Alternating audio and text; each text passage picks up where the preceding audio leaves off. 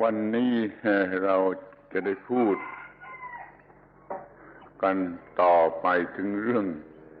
ชีวิตที่กัดเจ้าของซึ่งยังไม่จบ Today we'll speak further upon the subject of the life that bites its owner, which we didn't have time to finish yesterday.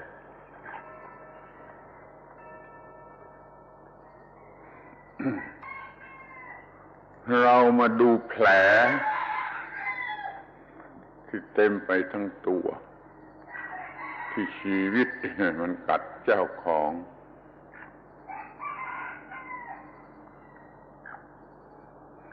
We should look at the wounds that cover our bodies.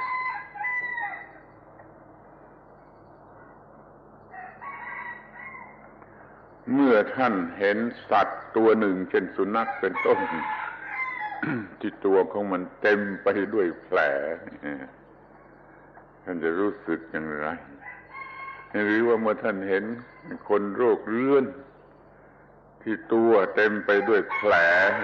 ท่านจะรู้สึกอย่างไร When you look at a dog that is covered with scars and wounds, how do you feel? Or when you see a person with leprosy whose body is covered with sores, how do you feel? เราก็ควรจะมาดูตัว เราที่เต็มไปด้วยแผลอย่างนั้นบ้างแล้วมันก็น่าหัวที่ว่าเป็นแผลที่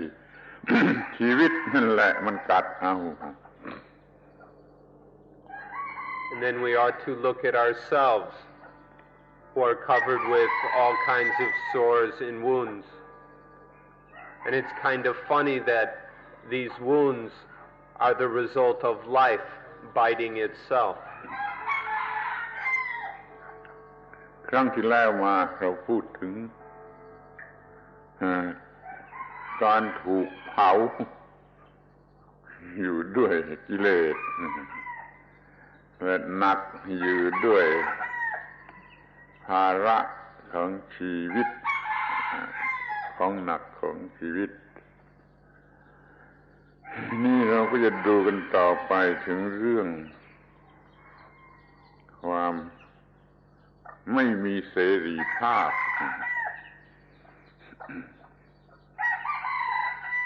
Yesterday we talked about the burning and scorching of the defilements such as greed, hatred, and delusion. And then we talked about the heaviness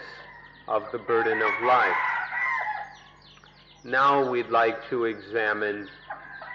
the lack of freedom in life. เสรีภาพ เป็นสิ่งที่เรียกร้อง กันไปทั่วโลกกระทั่งมีการต่อสู้เพื่อเสรีภาพเดี๋ยวนี้ก็กำลังพูดกัน ถึงเสรีภาพของสตรีดูมันจะเป็นวันที่กำหนดไว้ นี่แสดงว่าเราต้องการเสรีภาพเราก็รู้สึกว่าเราไม่ได้เสรีภาพแล้วก็เราเป็นทุกข์ในใจเพราะเหตุนั้น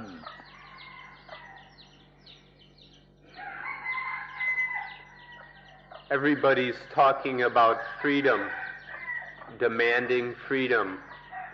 struggling for freedom and fighting for freedom. We hear about it in the newspapers all the time.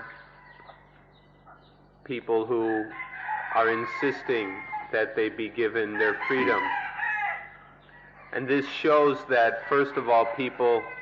desire freedom. But second, that they haven't yet gotten freedom. And so there's this lack of freedom is the source of a great deal of dukkha.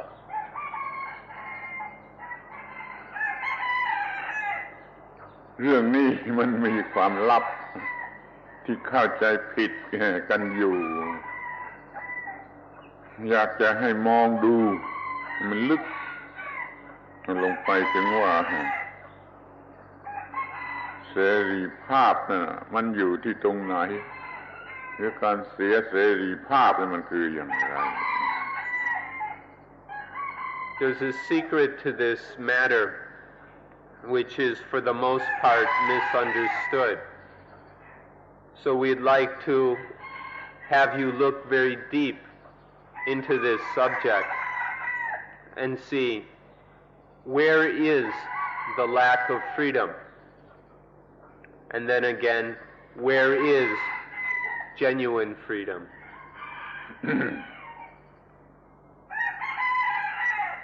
เมื่อเราได้ด่าเขาเราคิดว่าเราได้เสรีภาพหรือมีเสรีภาพ แต่ที่จริงเมื่อเราด่าเขานั่นแหละเราสูญเสียเสรีภาพหมดคือกิเลสมันครอบงำมันย่ำยีไม่มีเสรีภาพเหลืออยู่ในจิตใจของเราทั้งที่ภายนอกเราด่าเขาเมื่อด่าเขาเราเสียเสรีภาพนี่เราคิดดูจริงหรือไม่จริง For example, when we insult or criticize someone, we think that we've got freedom. But in fact, we don't have any freedom. Because when we're insulting someone, our mind is dominated and taken over by the defilements. And when we're the slaves of the defilements, where can there be any true freedom? เมื่อเรากำลังตีเขาเขาอยู่เราก็เสียเสรีภาพแก่กิเลส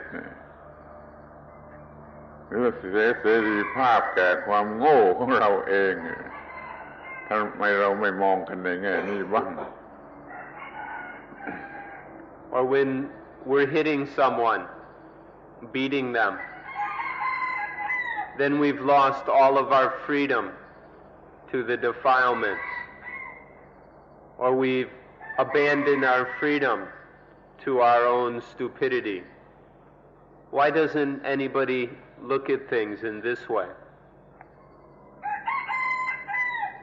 เมื่อเราได้ฆ่าเขา เรายกกองทัพไปฆ่าพวกอื่นวินาศเราก็เสียเสรีภาพอย่างใหญ่หลวงเสรีภาพต่อความโง่เสรีภาพต่อความชั่วร้ายเลวทรามของเราเองทำไมเราไม่มองกันในแง่นี้บ้าง And when we kill them, or when we take the infantry and invade them and then destroy them, in such instances, aren't we just totally losing our freedom to our own stupidity, to our own wickedness and selfishness? Haven't we given up our freedom for these low and crude defilements and stupidity? Why is it that nobody can see things in this way? เรากำลังเตรียมพร้อม จะด่าเขาจะตีเขาจะฆ่าเขาเพื่อเสรีภาพของเรา อย่างนี้มันคล้ายกับคนบ้าคือยิ่งทำไปมันยิ่งเสียเสรีภาพยิ่งทำไปมันยิ่งสูญเสียเสรีภาพลองคิดดู We're always ready to insult them, criticize them, fight with them, beat them, and even kill them. for the sake of our freedom. But this is the thinking of lunatics, because the more we do such things, the more we lose our freedom. If we act in such ways, then we don't have any real freedom at all. It would be good if people could look at this honestly and begin to understand it. เดี๋ยวนี้เรา เป็นกันมากกว่านั้น คือเราเตรียมกองทัพเตรียมอาวุธอันร้ายกาจไว้เพื่อจะทำลายผู้อื่นเพื่อเสรีภาพของเราทำลายเสรีภาพของผู้อื่นเพื่อเสรีภาพของเราเนี่ยแล้วมันได้เสรีภาพหรือเปล่านอกจากสูญเสียเสรีภาพในทางวิญญาณจนหมดสิ้น And nowadays we've gone much further than that. We've got these huge armies and these tanks and airplanes and all kinds of missiles and nuclear weapons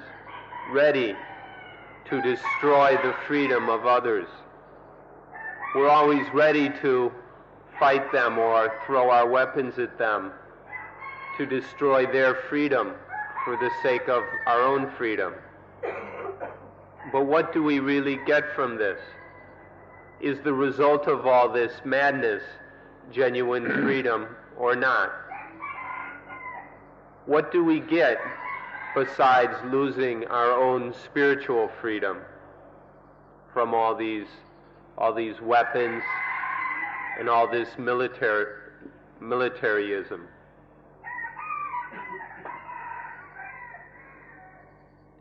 ดังนั้นขอให้เรานึกถึงคำว่า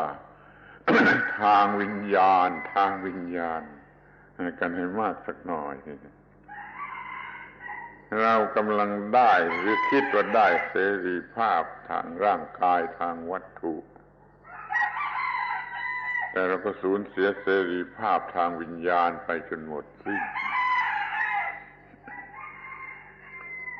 We ought to give proper attention to the word spiritual, because we think we're getting physical freedom, but at the same time we're completely losing our spiritual freedom.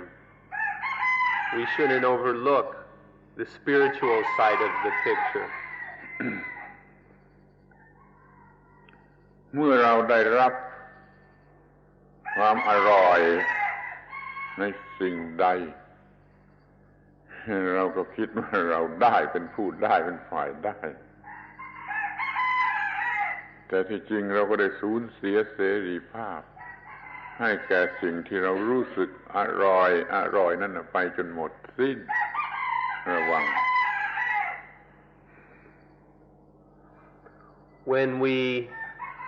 When we experience the deliciousness of something, when we're tasting the deliciousness of something, we think that we're getting something, that we have the freedom to experience this deliciousness. But in fact, we have lost our spiritual freedom. We've surrendered our freedom to the power of that delicious thing. For the sake of some physical delight, we abandon our spiritual freedom. เมื่อเราได้กามารมณ์เราก็คิดว่าเราชนะแต่ที่แท้เราก็เสียเสรีภาพให้แก่สิ่งที่เรียกว่ากามารมณ์จนหมดสิ้น When we get some sexual pleasures, we think that we've won something, that we've been victorious and gotten some sexual pleasures. but in fact we've lost our freedom to those very same sexual pleasures. But we never understand this. We never notice the facts. เมื่อเรารักสิ่งใดเราก็สูญเสียเสรีภาพให้แก่สิ่งนั้นแต่คนธรรมดาเขาไม่รู้สึกว่าสูญเสียเสรีภาพก็ที่เราได้เราเป็นฝ่ายชนะเราได้เราได้นี่คอยลองคิดดูว่ามันเป็นอย่างไร When we love anything, then we lose our freedom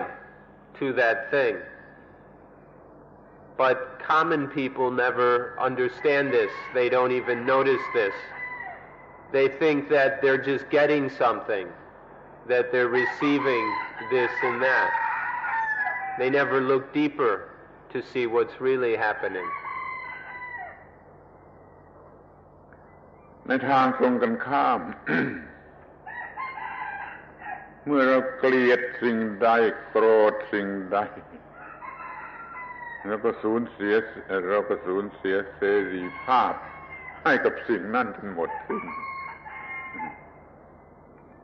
Or on the other hand, in the opposite direction, if we hate something or are angry at something, then we also lose our freedom to that thing. จิตของเราเต็มไปด้วยความโกรธเต็มไปด้วยความเกลียด ทำไมไม่มองดูว่านั่นแหละมันกัดเอาเต็มไปด้วยแผล เพราะว่าเรามีความโกรธมีความไม่พอใจในสิ่งใด When the mind is full of anger or hatred, why don't we take notice that these things are biting us, clawing us, so that we're covered with wounds? Why don't we see that when there is anger or ill will or dissatisfaction in the mind, that we've lost all freedom and are biting ourselves, clawing ourselves? เมื่อเราเกลียดใครแล้วก็สูญเสียเสรีภาพให้แก่คนนั้นดูดีๆ Or when we hate someone, then we surrender our freedom to that person. Please look at this carefully. เมื่อเรากลัวสิ่งใดแล้วก็สูญเสียเสรีภาพให้แก่สิ่งนั้นจนหมดสิ้นโลกสมัยปัจจุบันนี้จะกล่าวได้ว่าเป็นโลกแห่งความกลัวไม่มีเสรีภาพในทางจิตใจเหลืออยู่เลย Or if we're afraid of something, then we surrender our freedom to that thing until there's nothing left. Nowadays we have a world that's full of fear and terror, such that there's no spiritual freedom left anymore. โลกปัจจุบันนี้ก็พอจะพูดได้ว่า ฝ่ายซ้ายก็กลัวฝ่ายขวาก็กลัวฝ่ายซ้ายในจิตใจเต็มอยู่ด้วยความกลัวความหวาดระแวงว่าจะพ่ายแพ้ตลอดเวลามันระแวงอยู่ว่าจะพ่ายแพ้มันกลัวอยู่ว่าจะพ่ายแพ้ อย่างนี้ก็เสียเสรีภาพจนหมดสิ้นทั้งวันทั้งคืนทั้งเดือนทั้งปี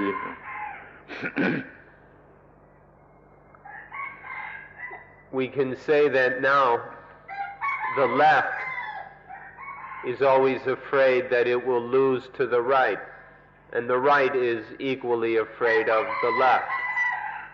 Both the left and the right are nervous, apprehensive, and fearful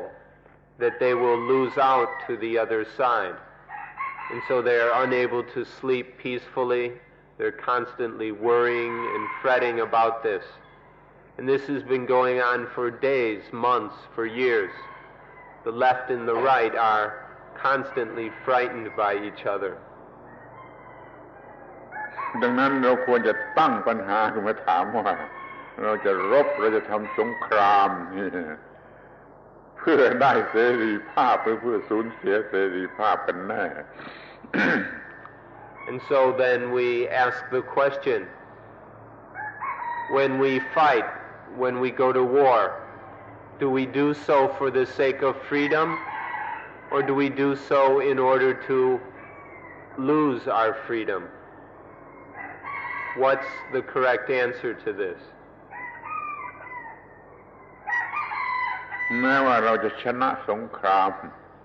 ได้อะไรมามากทางวัตถุแต่เราก็สูญเสียเสรีภาพให้แก่กิเลสหรือมารหรือซาตานจนหมดสิ้น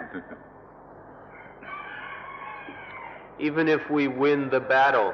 or the war and get a lot of material benefits, in the end we've surrendered ourselves to the defilements, to Mara or to Satan.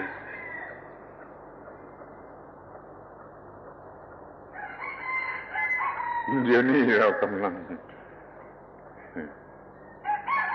ต่อสู้เพื่อเสรีภาพต่อสู้เพื่อได้เสรีภาพโดยไม่รู้ว่ามันเป็นการทำลายเสรีภาพเสียจนหมดสิ้น So now we're fighting for freedom without understanding that our very actions are destroying our freedom. จิตเนี่ยที่ตั้งไว้ถูกต้องเท่านั้นแหละอย่างเดียวเท่านั้นที่จะไม่สูญเสียเสรีภาพถ้าเราดำรงจิตไว้ผิดในความหมายใดความหมายหนึ่งแม้แต่นิดเดียวมันก็สูญเสียเสรีภาพนั้นสนใจในการที่จะตั้งจิตไว้ถูกต้อง Only the mind that is correctly established is free. Only this properly established mind can maintain its freedom. If the mind maintains itself incorrectly for just a bit, then it loses its freedom. So we must find how to establish the mind so that it retains its freedom. เมื่อเราไม่รักอะไรไม่ต้องการอะไรไม่หวังอะไรดูให้ดีๆว่ากำลังมีเสรีภาพจริงหรือไม่ When we don't love anything, when we don't desire anything, when we don't wish for anything, is there true freedom or not?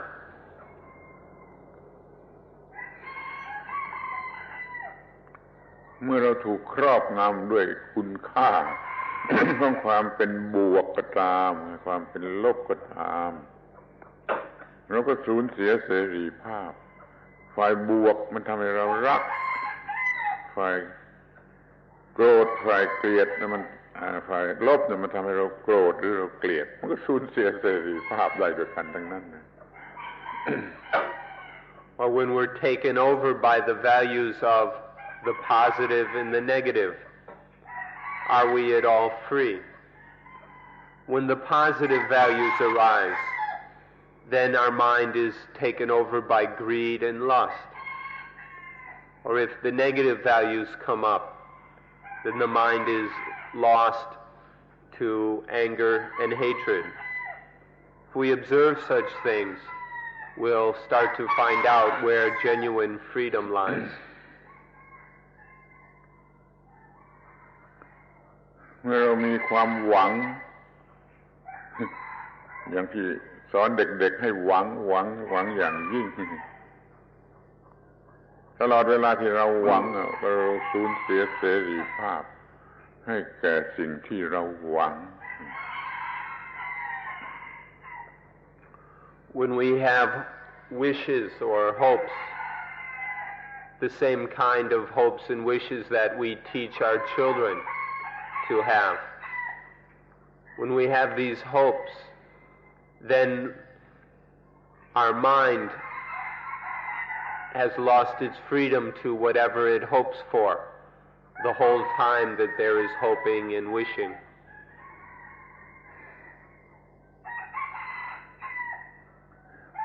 การมีชีวิตอยู่โดยที่ไม่มีความหวังนี่มันเป็นสิ่งที่ไม่สูญเสียเสรีภาพแต่คนก็เข้าใจผิดว่าเป็นไปไม่ได้ Living without any hopes or wishes is to live with total freedom. But nobody believes this. Everybody insists that it's possible to live without hopes and wishes. ก็ได้บอกท่านแล้วว่ามันเป็นอาร์ติสติกอย่างยิ่งอย่างสูงสุด ต้องขอให้พิจารณากันให้ดีๆสักหน่อยมันเป็นสิ่งที่ทำได้ในการที่เราจะไม่มีชีวิตอยู่ด้วยความหวังแต่มีชีวิตอยู่ด้วยสติปัญญาสติและปัญญา We've told you earlier that this is the most artistic thing we can do, to live without desires, wants, and hopes. Instead, to live with freedom, to live with mindfulness and wisdom. This is the supreme art of living. สิ่งที่เรียกว่าความหวังนี่ ในภาษาธรรมะของเราเรียกว่าความเป็นเปรตคือความหิวอย่างยิ่งและหิวตลอดกาลก็จะเป็นชีวิตชนิดหนึ่งที่น่ารังเกียจเรียกว่าความเป็นเปรต In our Dhamma language, we describe the life of wishing and hoping as the life of a Preta. A Preta is a kind of being, often translated as hungry ghost, which is pictured as having a stomach the size of a mountain and the mouth the size of a needle. So it's got this huge stomach and it's constantly hungry, but a tiny mouth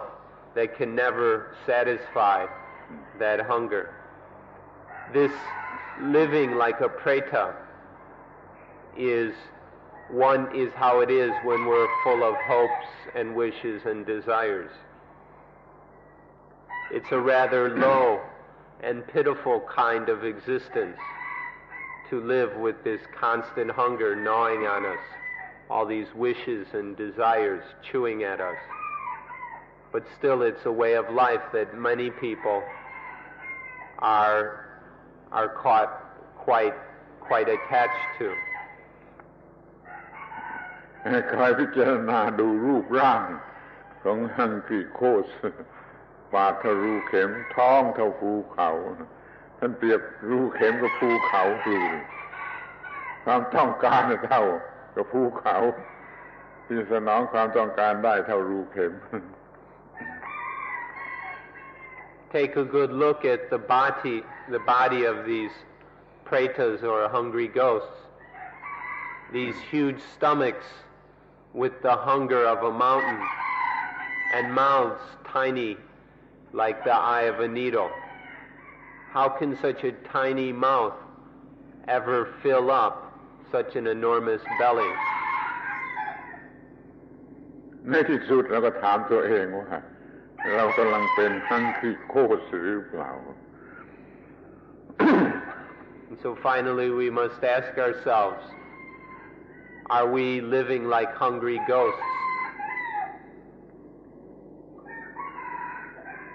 เมื่อมีชีวิตอย่าง hungry ghost นั่นแหละคือชีวิตมันกัดเจ้าของอย่างยิ่งกัดเจ้าของอย่างยิ่งจนตัวนี่มันเต็มไปด้วยแผล So when we live like a hungry ghost, we're being constantly dominated by hunger, by desires. Our mind is full up with these wishes and this hunger. And so this is biting us so much that we're full of sores and wounds. ทีนี้เราก็ดูต่อไปจะพบปัญหาว่า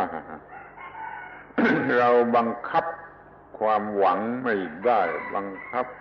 ความอยากความหิวไม่ได้คือเราบังคับจิตไม่ได้เราก็ต้องเป็นฮังกีโคสอยู่เรื่อยไป But we're unable to control this hunger. We can't control these hungry minds. And so we continue being hungry ghosts on and on and on. เมื่อเราไม่อยากจะรักเราก็บังคับไม่ได้มันก็หลงรักเมื่อเราไม่อยากจะโกรธมันก็บังคับไม่ได้มันก็โกรธคิดดูปัญหามันอยู่ที่บังคับไม่ได้ When we want to love something, we can't control ourselves and fall in love with it. Or when we want to hate something, we're unable to control ourselves and fall into hating that thing. This is where our problem is. We're unable to control things, and so we keep falling into love and hatred. เราก็โกรธง่ายเหลือประมาณโกรธได้อย่างกับฟ้าแลบสักเดียวมันก็โกรธเต็มที่แล้วมันก็โกรธง่ายโกรธเร็วแล้วก็ถอนออกไม่ได้แล้วก็มีความอาฆาตผูกความโกรธไว้เป็นเดือนเป็นปีบางทีก็ตลอดชีวิต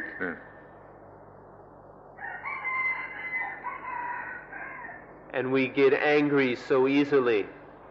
It's like a flash of lightning. We burst into anger. We flash into anger so easily, so quickly. And then we can't control it. We can't stop it. The anger continues.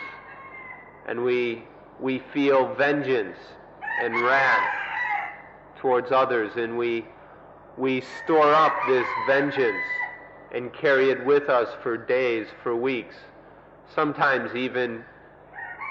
we carry these vengeful feelings around with us till the end of our life. It's so easy and so fast, this anger. We often can't do anything about it. เมื่อเราทำผิดต่อเขาอย่างยิ่งนี่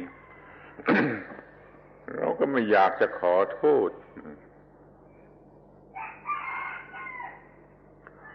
Or when we do something very wrong to someone, we never want to ask for forgiveness. ถ้ามีใครมาขอโทษเราก็ไม่อยากจะให้อภัย Or if somebody comes to ask our forgiveness, we never want to forgive them. นี่คือสิ่งที่เราบังคับไม่ได้แม้ปากเราจะพูดว่าขอบใจขอบคุณแต่ในใจของเราก็ยังเต็มไปด้วย ความอาฆาตมาดร้ายหรือความคิดที่ไม่หวังดีต่อใครๆ These are emotions which we're unable to control. We can't stop ourselves from feeling ill will or feeling upset by or annoyed by others. So we keep falling into these harmful moods because we're unable to control ourselves. เมื่อเราบังคับมันไม่ได้ ความเลวร้ายแห่งกิเลสนี่มันก็กัดเอาจนเต็มไปด้วยแผลแม้ว่าร่างกายยังไม่ปรากฏแต่ว่าจิตใจหรือวิญญาณนี่มันเต็มไปด้วยแผล And when we can't control these emotions, then they bite and bite and bite until we're covered with wounds. These wounds may not show on our physical bodies, but they're covering our minds or our the spiritual part of our minds. แต่อย่ากลัวถ้าจิตใจเต็มไปวิญญาณจิตใจเต็มไปด้วยแผลแล้ว ไม่เท่าไรแล้วมันก็จะต้องไปกระทบหรือขัดแย้งในทางภายนอก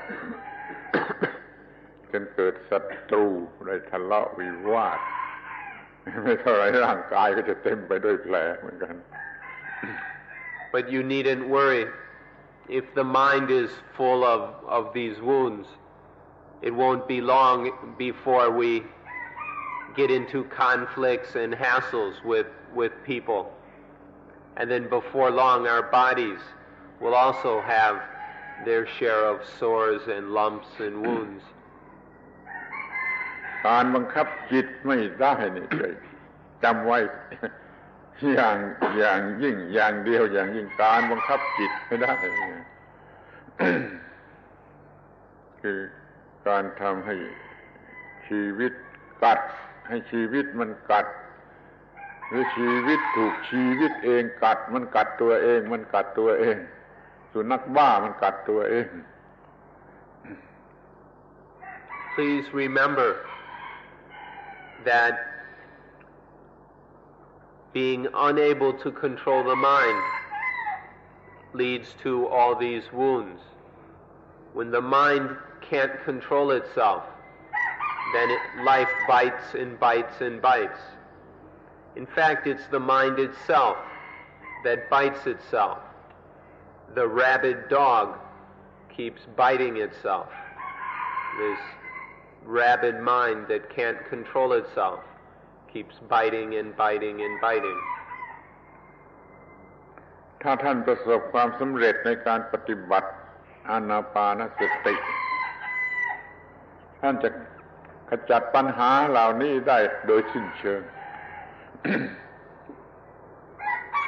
But if you are successful in your practice of anapanasati, then you'll be able to eliminate all of these problems completely. อานาปานสติจะมีผลทำให้บังคับจิตได้แล้วก็เป็นนายเหนือจิตโดยประการทั้งปวง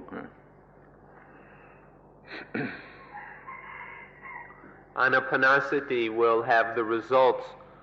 of being able to control the mind and being master over the mind in all respects. ทีนี้ก็อยากจะพูดถึงสิ่งเสพติด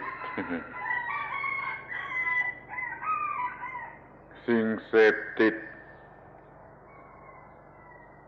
มีอิทธิพลในการประเล้าประโลมใจมันเป็นของเมาแต่ความเมานั้นมันประเล้าประโลมใจให้รู้สึกสบายบางคนจะเทียบกันว่าสบายอย่างสวรรค์เนี่ยเมื่อไร เกี่ยวข้องกับสิ่งเสพติด Next, we'd like to talk about addictions. Addictions are things which entertain or amuse the mind. They're kinds of intoxications which provide a certain amusement or entertainment. when people are amused in this way, they feel that they're really well off. Sometimes they even think that they're in heaven, that these addictions and intoxications are paradise.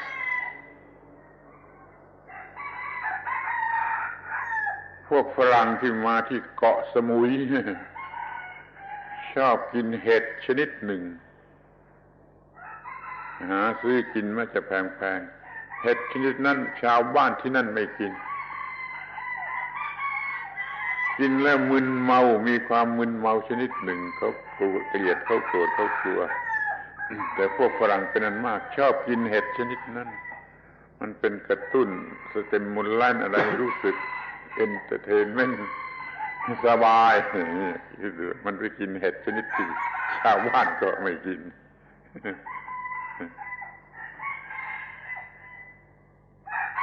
On Gausamui, there's a certain kind of mushroom. In English, they're often called magic mushrooms.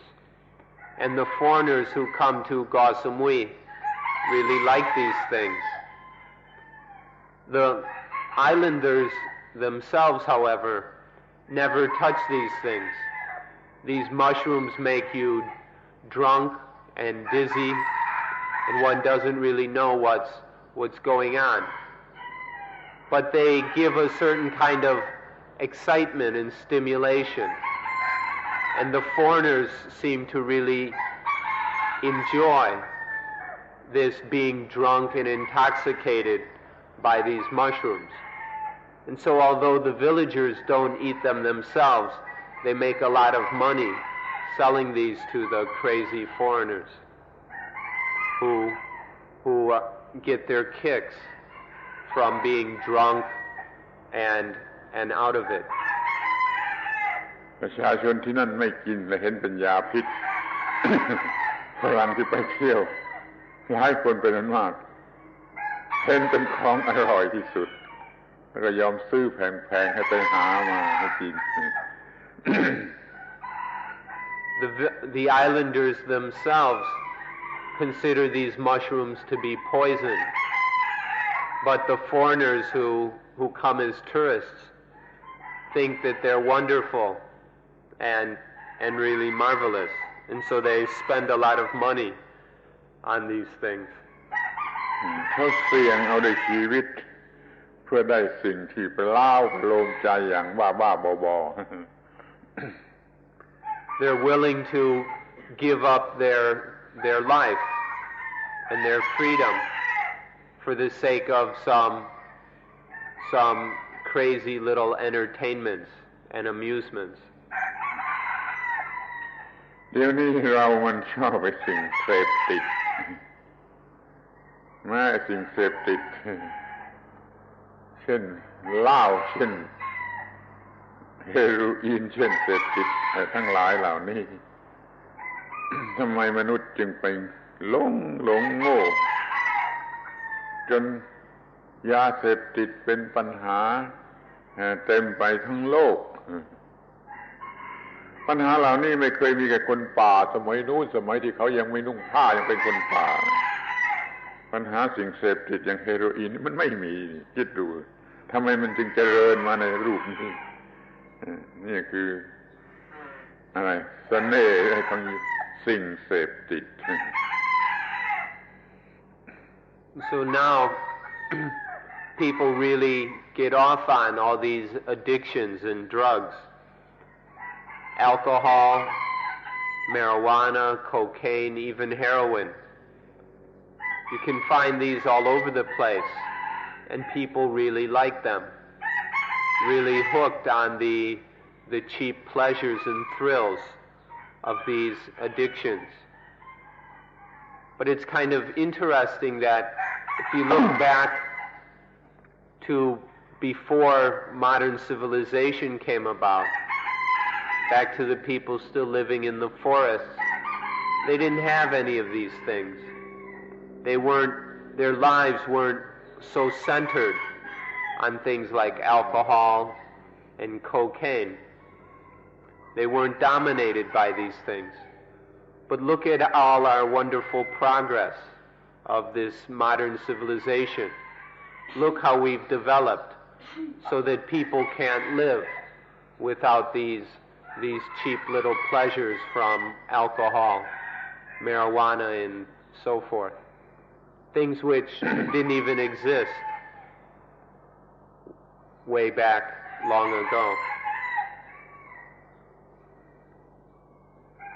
ขอช่วยจำไว้สักประโยคหนึ่งว่า สุนัขไม่กินเหล้าโดยไม่ต้องรับศีลไม่ต้องสมาทานศีล Please remember one simple sentence. Dogs don't drink alcohol, even though they don't take on any moral precepts. You don't have to make a dog take on a bunch of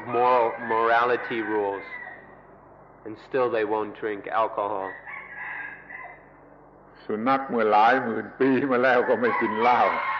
โดยไม่ต้องรับศีลสุนัขเดี๋ยวนี้ก็ไม่กินเหล้าโดยไม่ต้องรับศีล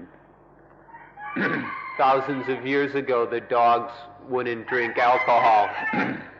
even though they never talked about morality. And even now, they still won't drink alcohol, and they still don't have to talk about morality. สิ่งเสพติดไม่มีอะไรจะสูงสุดเท่ากับเรื่องเพศเรื่องกามารมณ์ But of all the addictions, there's nothing higher and more powerful than sex. วันก่อนเราพูดกันมาแล้วว่าไอ้เรื่องเซ็กส์กับเรื่องการสืบพันธุ์นั้นไม่ใช่เรื่องเดียวกัน ไอ้คนที่เสพติดนี่มันแยกเรื่องกามารมณ์มายอมจิตใจให้เสพติดโดยไม่เกี่ยวกับเรื่องสืบพันธุ์นั่นก็มีเสพติดในกามารมณ์อย่างยิ่งไม่มีสิ่งใดจะเป็นสิ่งเสพติดมากเท่ากับเรื่องกามารมณ์ We mentioned yesterday how there's an important distinction between sexuality or sensuality and reproduction. But the people who are addicted to sex, who are really hung up on the pleasures of sex, have allowed themselves to be completely absorbed in, completely taken over by sex. It's like sexual pleasures have completely infiltrated their minds and dyed their minds, so that there's nothing that has more power over them than sex. สิ่งที่พิสูจน์ได้ว่าสุนัขไม่มีสิ่งเสพติด ก็คือทำการสืบพันธุ์ตามฤดูกาลปีหนึ่งคนเดียวชั่วเวลาไม่กี่วันสุนัขทำการสืบพันธุ์ไม่มีกามารมณ์ไม่มีความหมายแห่งกามารมณ์แต่คนเนี่ยไม่ต้องการกามารมณ์ไม่ต้องการสืบพันธุ์แต่มีกามารมณ์ได้ทั้งวันทั้งเดือนทั้งปีทั้งวันทั้งเดือนทั้งปีโดยไม่ต้องการมีการสืบพันธุ์นี่เรียกว่ามนุษย์มันหลงไหลในสิ่งเสพติดยิ่งกว่าสุนัข Dogs, if we observe them, can be seen to not really have any sexuality at all. For dogs, there's just reproduction. Once a year, at a certain season, they reproduce, and that's about it. They're not dominated and taken over by sexuality. But human beings are the complete opposite. With human beings, there's no thought of reproduction. Human beings are constantly thinking about sex, all day long, all month long, even for the entire year, just sex, sex, sex, all day and all night. This is all most human beings think about. They never consider reproduction. And so dogs where reproduction is a seasonal thing, there's no addiction, especially to sex. But for human beings, there's a most powerful and almost total addiction to sex. คนได้พัฒนาสิ่งที่เรียกว่า love play ขึ้นมาอย่างมากมายมหาศาลจนมีกิจกรรมทาง love play นี่ได้ทุกชั่วโมงทุกวันทุกเดือนทุกปีซึ่งสุนัขทำไม่เป็น Human beings in their cleverness have developed something called love play, and they've come up with all kinds of tricks and variations and possibilities for this. There are all kinds of books written about it, and you can even go and take classes or have therapy in love play. But dogs don't even know anything about all this. They're completely unable to get involved in all this stuff. But for human beings, love play is something very, very important. ดังนั้นจงตัดสินหรือวินิจฉัยดูอย่างยุติธรรมว่าคนกับสุนัขเนี่ยใครเป็นทาสของกิเลสมากกว่ากัน And so why not make a decision, make a careful examination and decide for yourself between the two, between humans and dogs, which of the two is more a slave of the defilements?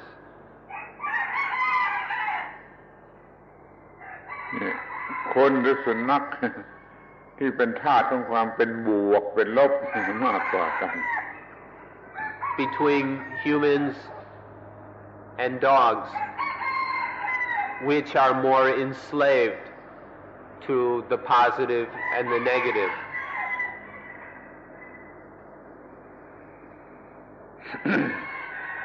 นี่เราเรียกว่าปัญหาเรื่องสิ่งเสพติดศีลธรรมหรือเรื่องทางศาสนาไม่ต้องการให้เราเป็นทาสของสิ่งเสพติดทุกชนิดทุกระดับแต่ก็ดูมันไม่สำเร็จประโยชน์เดี๋ยวนี้ยิ่งมีสิ่งเสพติดมากยิ่งขึ้นกว่าเมื่อ 1,000 ปี 2,000 ปีมาแล้วอย่างที่จะเปรียบเทียบกันไม่ได้ดังนั้นมนุษย์สมัยนี้มันจึงถูกกัดเป็นแผลเต็มไปทั้งตัวยิ่งกว่าสมัยนู้น All religions and all of the moral systems within and without religion are all aiming to save human beings from their addictions. No religion wants human beings to be addicted. And so there have been various moral teachings to help save humanity from this foolishness, this drunkenness. But it hasn't been very successful. We can see the results of modern man that's completely full of all kinds of addictions everywhere one looks. The addictions nowadays are so much more than 1,000, 2,000 years ago, when many of the great religions got started. The difference is so huge, we can no longer even compare the way it is now with the way it was then. คนสมัยนี้ ดูถูกศีลธรรมดูถูกระเบียบที่วางไว้ดีแล้วหรือว่าไม่สนใจกับศาสนาเขาก็พลัดตกลงไปเป็นทาสของสิ่งเสพติดทุกชนิดยิ่งขึ้น So nowadays people have no respect for order, for discipline, for morality, for religion. They really look down on these words, morality, discipline, religion. People just kind of sweep them aside, brush them aside, and enslave themselves completely to addictions. ทำไมไม่มองดูพิจารณาดูให้เห็นตามที่เป็นจริงว่า การตกไปเป็นทาสของสิ่งเสพติดนั่นมันเป็นความต้องการของวิชชาหรือของอวิชชามันเป็นความต้องการของความฉลาดหรือปัญญาหรือว่าต้องการของความโง่ช่วยคิดกับข้อนี้กันเถอะ Why not stop for a while and take an honest look and see whether our enslavement to our addictions, to see whether this is the desire of vicha, correct knowledge, or the desire of avijja, ignorance. Are these addictions coming from wisdom, or are they coming from blindness and stupidity? Why not stop and take a careful look at our addictions in this way? เมื่อไม่รู้จักวันนี้เป็นความต้องการของปัญญาหรือของความโง่ นั่นแหละคือความไม่รู้จักตัวเองไม่รู้จักตัวเองตัวเองจึงกลายเป็นศัตรูตัวเองชีวิตเองมันจึงกลายเป็นศัตรูกัดตัวเองกัดตัวเองชีวิตชนิดนี้มันกัดตัวเองกัดตัวเองเต็มไปด้วยแผล When we don't know whether these desires of ours are wise or stupid, that means that we don't even know ourselves. If we can't tell what kind of desires these are, then we don't even know who we are. And so then life keeps biting and biting. This life that doesn't even understand itself keeps biting and biting and biting until it's covered with sores, scars, and wounds. เพราะไม่รู้จักตัวเองไม่รู้จักชีวิตว่าชีวิตนั่นคืออะไรชีวิตจึงกัดเจ้าของชีวิตจึงกัดเจ้าของเพราะว่าเราไม่รู้จักว่าชีวิตนั่นคืออะไรชีวิตนี่จึงกัดเจ้าของเลยอย่างที่กล่าวแล้วว่าเต็มไปด้วยแผลน่ารังเกียจยิ่งกว่าคนเป็นโรคเรื้อน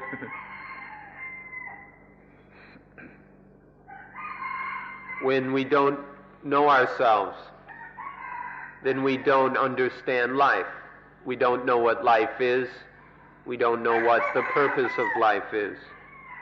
And so life is constantly biting itself. It bites and it bites because there's no real understanding of life,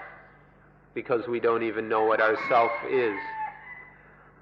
And so we're constantly, and so the result is we're covered with these scars and wounds in such a horrible and pitiful way. It's even more disgusting than someone who has leprosy.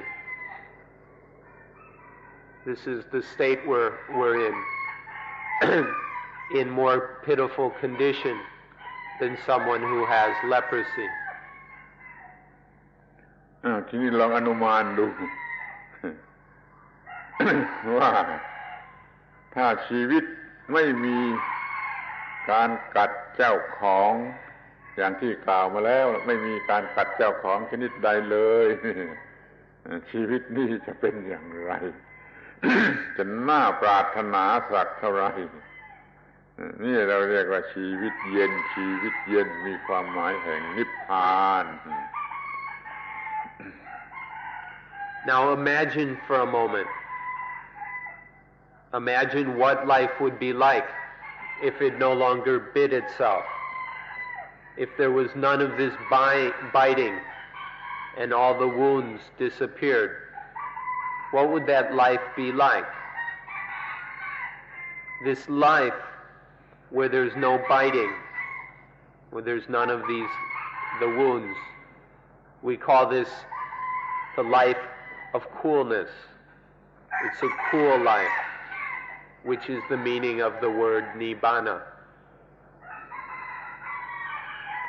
ชีวิตชนิดที่กัดเจ้าของกลับมีเสน่ห์มีสิ่งยั่วยวนให้รักให้หลงไหลมากกว่าจนคนติดกันอยู่กับชีวิตชนิดที่ขัดเจ้าของ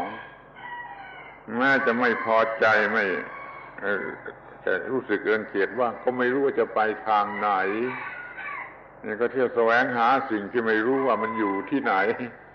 ซึ่งจะเป็นที่พอใจแปลกดีหรือไม่รู้ว่าต้องการอะไรทั้งที่ไม่ต้องการชีวิตชนิดที่เป็นปัจจุบันนี้ But the life that bites its owner is a life that it has a tremendous attraction and charm. There's something attractive about it that pulls us in, tricks us, and addicts us to the life that bites itself. And so for the most part, people are much more attracted to the life that bites its owner, much more than the life that doesn't bite.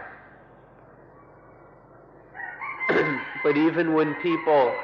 begin to get a sense of what's happening and start to lose their satisfaction with this biting and wounded life, even when there's some dissatisfaction,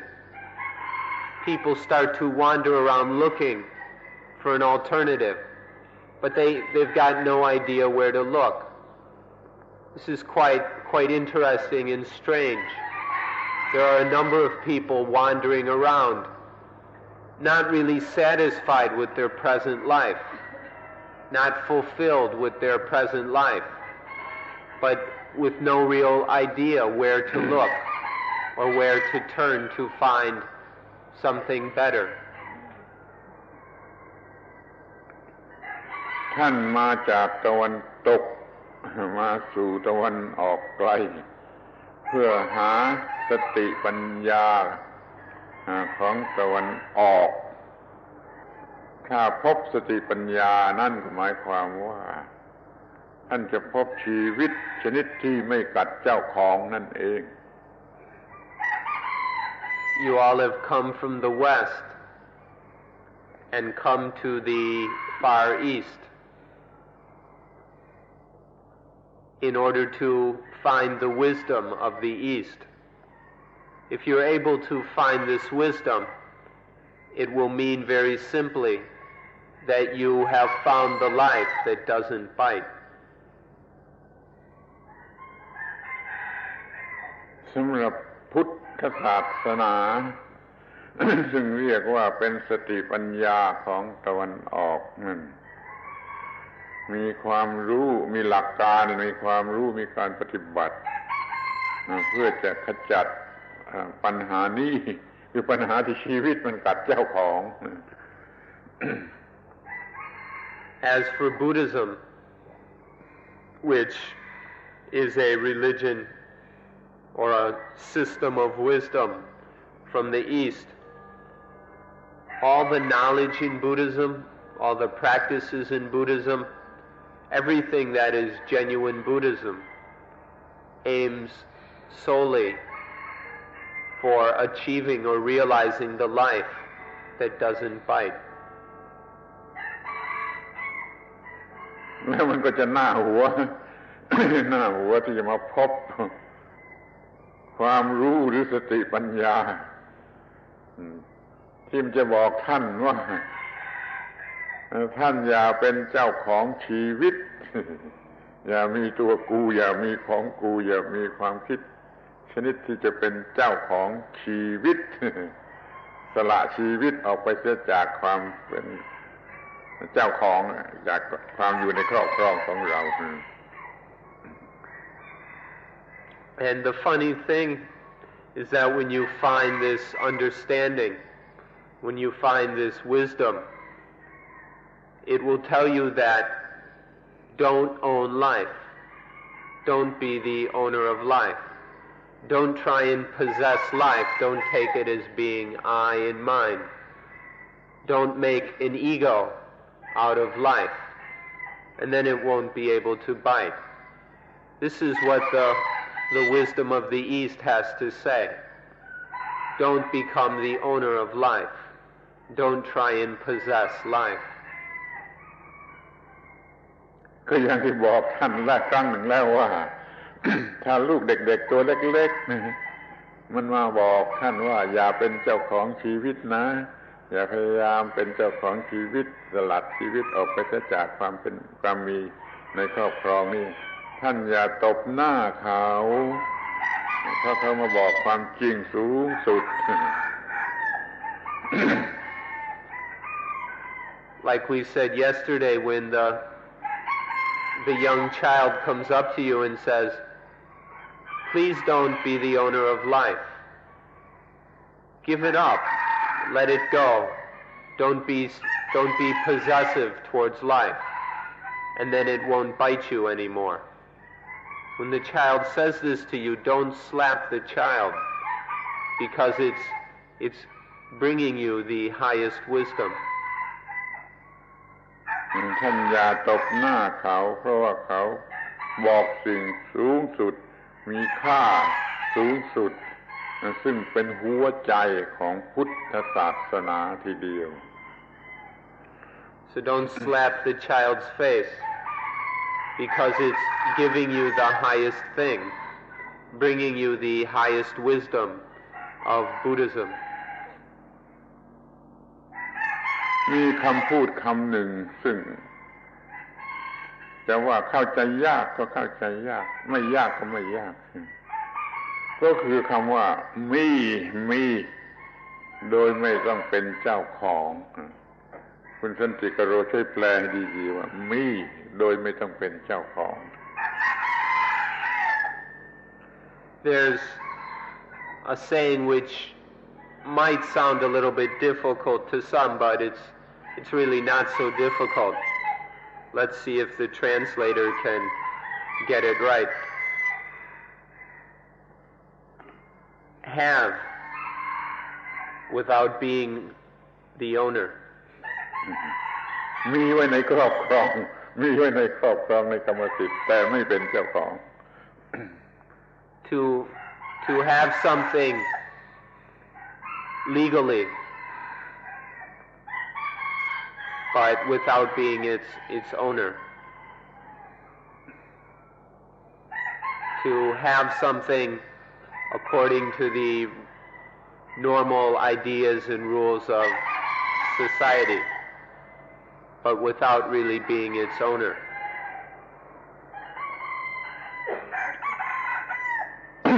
เช่นตัวอย่างเช่นที่ดินผืนนี้เป็นของท่านเป็นเจ้าของโดยกฎหมายโดยขนบธรรมเนียมโดยประเพณีเป็นเจ้าของตามกฎหมายมีสิทธิเต็มที่แต่แล้วโดยธรรมชาติอันแท้จริงท่านเป็นเจ้าของไม่ได้ท่านเป็นเจ้าของไม่ได้แผ่นดินนี้ก็ยังเป็นของธรรมชาตินั่นแหละตายออกไปไม่ได้บังคับมันก็ไม่ได้ว่าจงเป็นอย่างนี้อย่าเป็นบังคับมันก็ไม่ได้นี่เรามีกรรมสิทธิ์ครอบครองแผ่นดินบ้านเรือนของเราโดยความเป็นเจ้าของแต่ทางภาษาคนหรือทางวัตถุทางร่างกายเท่านั้นโดยทางจิตทางวิญญาณโดยทางธรรมชาติแล้วเราไม่อาจจะเป็นเจ้าของนี่คือมีไว้ในครอบครองโดยไม่ต้องเป็นเจ้าของ For example, you have a piece of land. You own some land, you have a deed to it. The government, the police recognize that you are the rightful owner of this piece of land, and you have a piece of paper and all the formal registration to prove it. But really, it belongs to nature. If you die, you can't take the land with you. And you can't prevent it from changing, from the powers of nature, from changing it. You don't really have that ability. So legally, conventionally, socially, materially, you own it. In the ordinary language of regular people, in people language, you own it. It's your land. But spiritually, in the language of Dhamma, of the truth, there's no way you could ever own it. Materially, you have some kind of material, conventional ownership, but there's no genuine ownership, especially no spiritual ownership. ความจริงอันนี้หรือคำสอนในข้อนี้ก็มีอยู่ในไบเบิลตอน New Testament Act of the Apostle Book of Corinthians คำสอนของเซนต์ปอลสอนชาวโครินโตมีความหมายอย่างเดียวกันนั้นถ้าจะเป็นคริสเตียนที่ดีก็จะประพฤติได้มีภรรยาก็จงเหมือนกับไม่มีภรรยามีทรัพย์สมบัติก็จงเหมือนกับจงทำเหมือนกับไม่มีทรัพย์สมบัติมีความสุขก็จงทำเหมือนกับไม่มีความสุขซื้อของที่ตลาดแล้วอย่าเอาอะไรมาถ้าเข้าใจจะดีมาก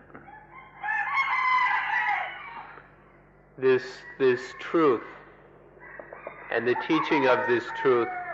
can be found in the Christian Bible, I believe in 1 Corinthians, in the letter of St. Paul to the people of Corinth. There's a passage where he says, I can't remember the exact wording, but it's something like, have a wife as if you have no wife. Have wealth and possessions as if you have none. Be happy as if you have no happiness. Going to the market, making purchases. Return home as if you purchased nothing. ที่ว่ามี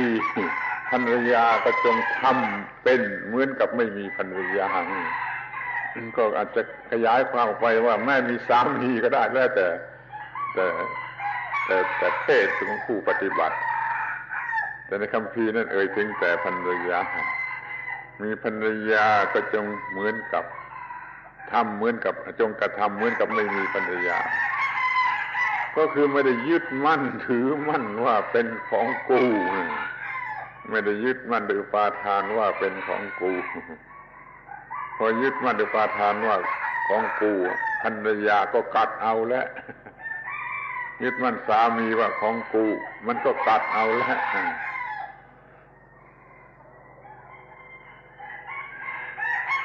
So when we say one ought to have a wife as if one had no wife, what this means is that in the normal sense one is married. Conventionally one has a wife, but one acts as if one didn't have a wife. Of course we can expand the meaning here to include have a husband as if you had no husband. Depending on one's sex, it's either have a husband or have a wife. Now what this means here is that though one is married, one has a husband or wife in the ordinary sense, there is no attachment to him or her as I or mine. This is what St. Paul meant. You can have a wife or a husband, but don't attach to that husband or wife as I or mine. Otherwise, that husband will bite, that wife will bite over and over again, as long as you attach to him or her as I or mine. มันแบ่งกันเป็นสองซีกวัตถุทางฟิสิกส์หรือทางโลกทางสมมตินี่ก็อย่างหนึ่งทางจิตทางวิญญาณทางความจริงของธรรมชาตินี่มันก็อีกอย่างหนึ่งดังนั้นเราพูดได้ว่าเรามีนั่นมีนี่ตามกฎหมายตามอะไรเราก็พูดได้รับรู้กันแต่ในโลกในชาวบ้านหมู่ชาวโลกนี่แต่ในความจริงของธรรมชาติอันลึกซึ้งมันมีไม่ได้โดย attachment อย่าไปมีโดย attachment มันจะกัดเอามีเมียก็เมียกัดมีผัวก็ผัวกัดนี่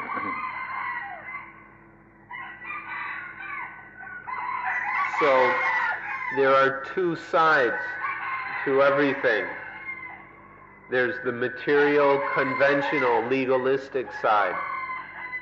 and then there's the spiritual side. Although one may own something materially or conventionally, although one may be the owner in the eyes of the world, where ordinary superficial people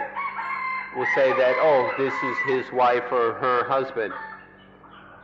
That's just the superficial, material, conventional side. But on the spiritual side, one realizes that there's nothing that can be attached to, that there's nothing that can really be I or mine. And so one doesn't attach. One sees the futility of spiritually attaching to things. That if we try to attach, the result is just a lot of biting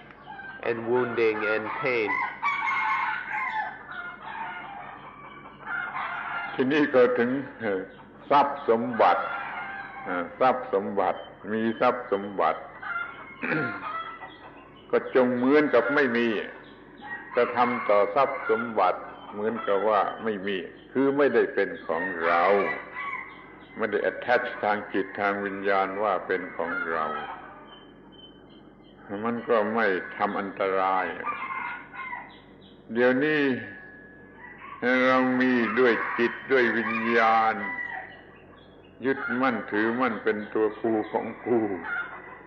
กระทั่งว่าฝากไว้ในธนาคารแล้วมันก็ยังมาซุ้มอยู่บนกระบาลนี่เรียกว่าทรัพย์สมบัติมันกัดเอาถ้าว่ามีโดยทางจิตทางวิญญาณ Next we come to wealth and possessions.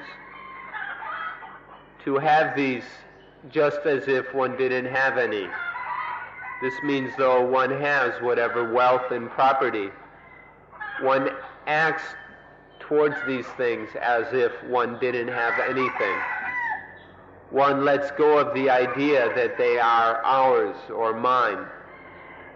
that we are the owner of these things. If we don't let go like this, these things will just bite. They'll be very heavy and oppressive. But if one acts towards them as if they weren't even ours,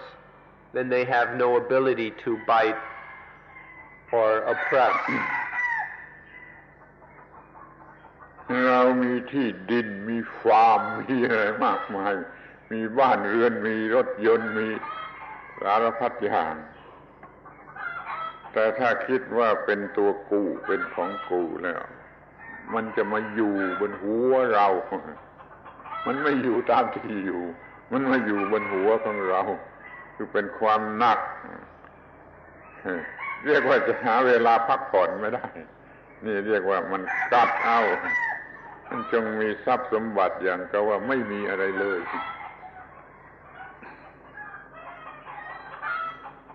and all the other things such as land, a farm, a house, a car, all the various material things that people own. All of these, we can have them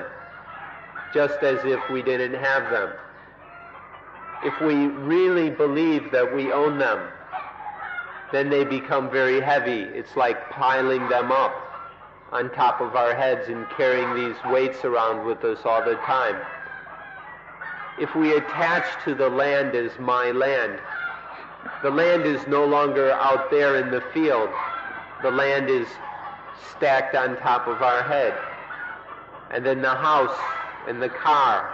all these things are piled up on our head, very heavy and oppressive. If they're just the land, and we don't act as if we own it, the land is just where it is.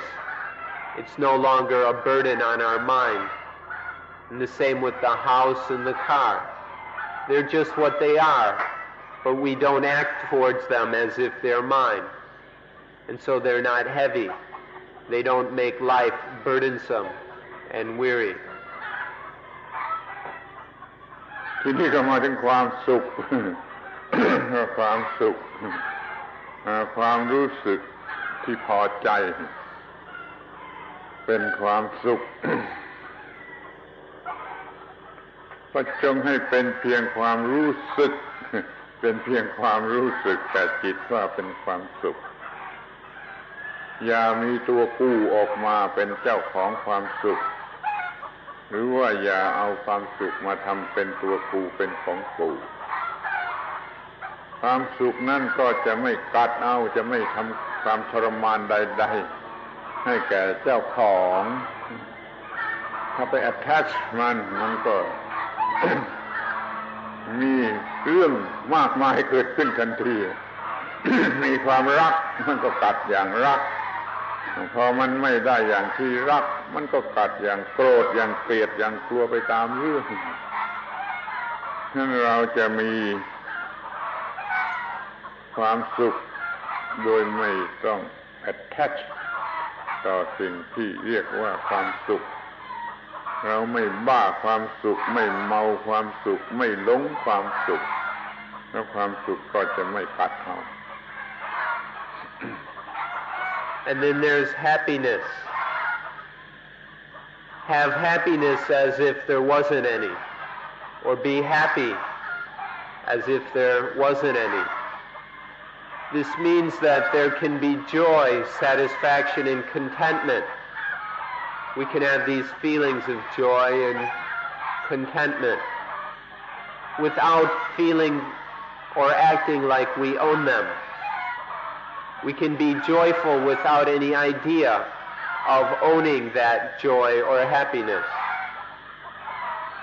This is very important. Joy is just a natural thing, and there's nothing wrong with it. But if we go and grab onto it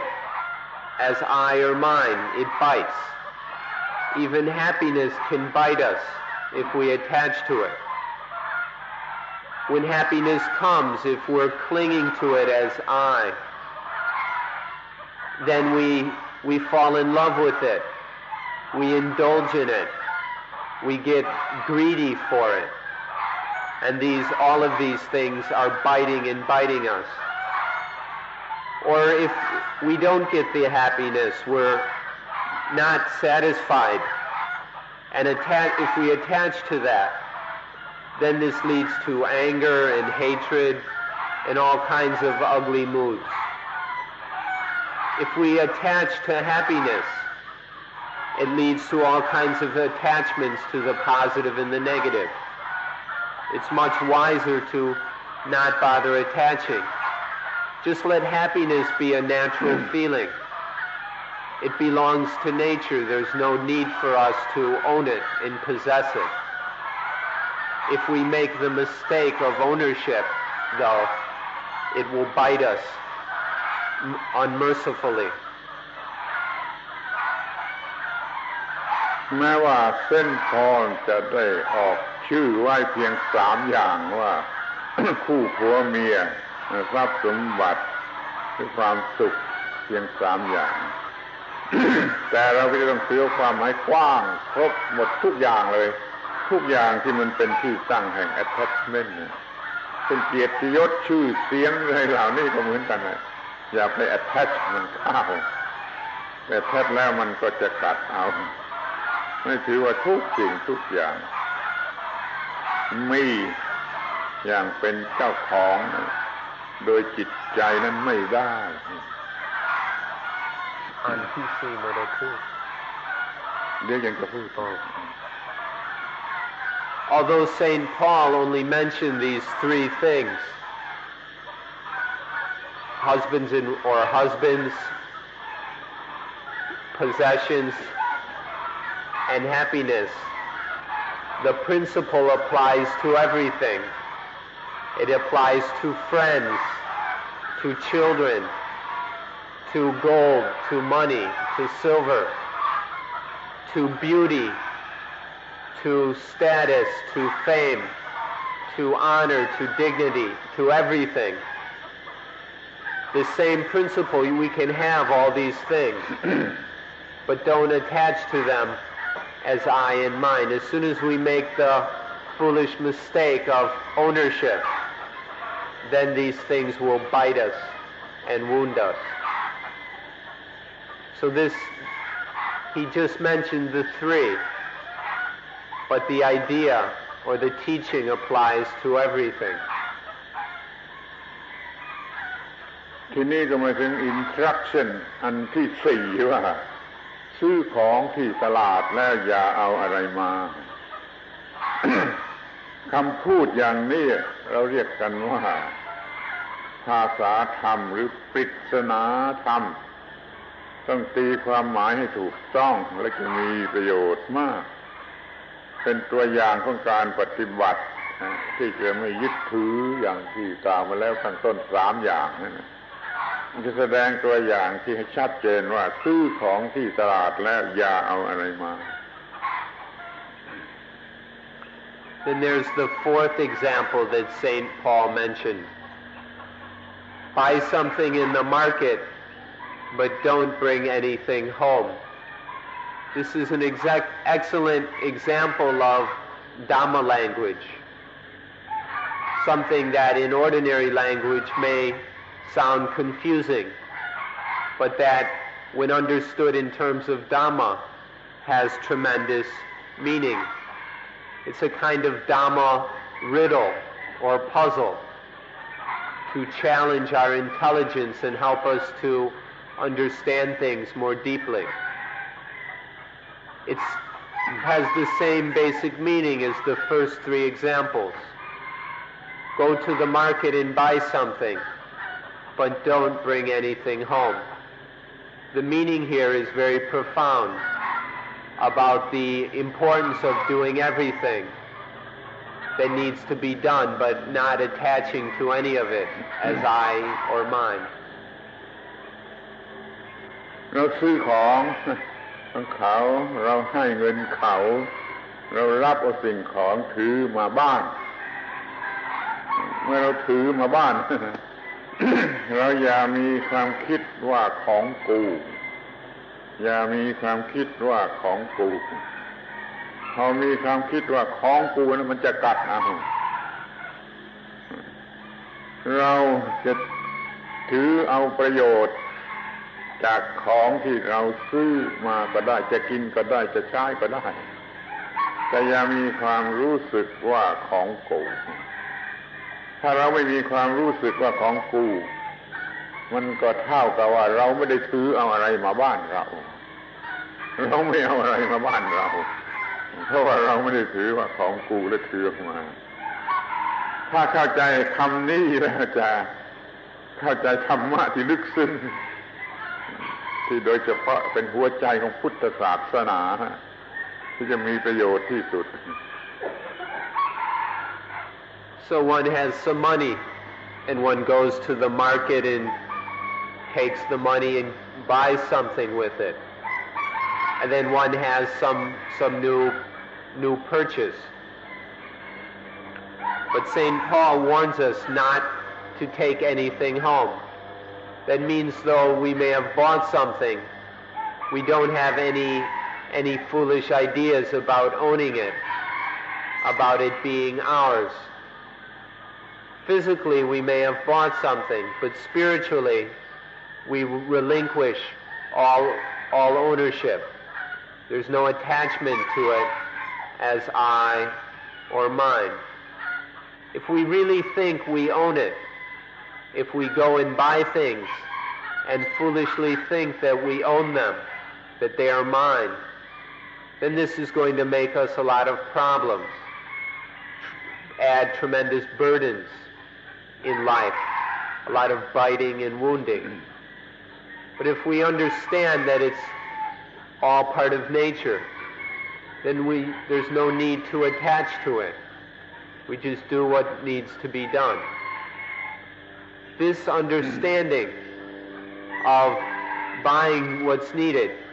but not bringing anything home is an excellent example of the essence of Buddhism. To do what needs to be done without any ideas of I or mine. To do whatever must be done without any ownership or any possessiveness. ถ้าเขาฟังไม่เข้าใจคนที่ฟังไม่เข้าใจคนโง่ฟังไม่เข้าใจมันก็จะคิดว่านี่เป็นคำสอนที่บ้าบอที่สุดซื้อของที่ตลาดแล้วไม่เอามาบ้าน แต่มันเป็นความจริงที่เป็นการปฏิบัติในทางจิตใจเหมือนที่กล่าวมาแล้วในตอนก่อนๆว่ามีที่ดินเรามีที่ดินตามกฎหมายแต่โดยจิตใจอยากเอามามันเป็นของธรรมชาติเดี๋ยวนี้เราก็ซื้อแล้วเอาเงินซื้อแล้วตามกฎหมายสิทธิเป็นของเราแล้วแต่เราก็ไม่เอามาใส่ในหัวใจของเราเนี่ยเรียกว่าไม่เอามาบ้านนะไม่มีความคิดนึกรู้สึกว่าเป็นของกูพยายามเข้าใจความจริงของธรรมชาติความจริงของธรรมชาติ absolute truth ของธรรมชาติในข้อนี้ชีวิตจะไม่กัดท่านเลยจะเป็นชีวิตชนิดที่ไม่กัดเจ้าของเลย